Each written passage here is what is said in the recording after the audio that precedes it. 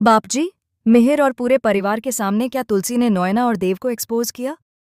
सलोनी की इज्जत उछालने के पीछे देव का हाथ था, लेकिन उसे भड़काने का काम नोएना ने किया था।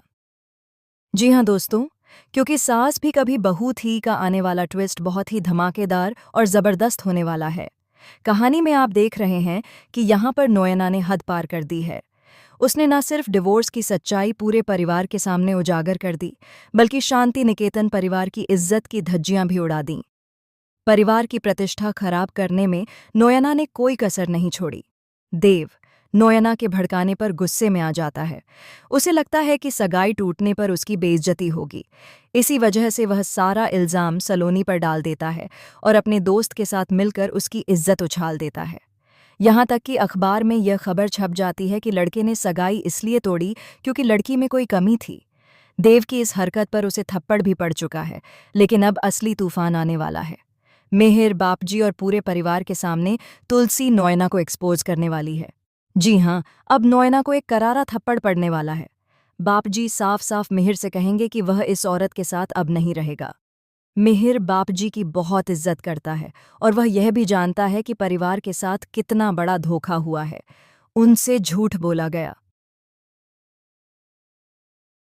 उनके बेटे की इज्जत उछाली गई। ऐसे में परिवार का गुस्सा होना जायज़ है। अब मिहिर फैसला करने वाला है कि वह नोयना को हमेशा के लिए छोड़ देगा। जब तुलसी पूरा सच बताएगी कि देव को भड़काने वाली नोयना थी, डिवोर्स की सच्चाई लीक करवाने वाली वही थी और घर की छोटी छोटी बातें बाहर पहुंचाने वाली भी वही थी, तब सबके पैरों तले जमीन खिसक जाएगी। आप जानते हैं कि पहले मिहिर ने कभी तुलसी की बातों पर भरोसा नहीं किया। वह हमेशा नोयना का साथ देता रहा। लेकिन अब इतने सालों में वह समझ चुका है कि कौन सच्चा है और कौन चालाकी से साजिश रच सकता है। जब तुलसी गुस्से में नोएना को थप्पड़ मारने जाएगी तो नोएना उसका हाथ पकड़ लेगी। लेकिन इस बार मिहिर चुप नहीं बैठेगा। वह नोएना को इतनी आसानी से नहीं छोड़ेगा। वहीं दूसरी तरफ देव को अपनी गलती का एहसास होगा। वह सलोनी से माफ़ी मांगेगा और आखिरकार उनकी शादी भी होगी।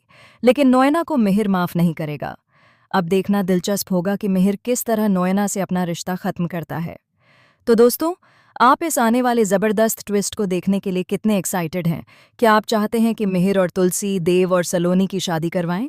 क्या देव एक और मौका डिज़र्व करता है या नहीं? हमें कमेंट करके ज़रूर बताएं।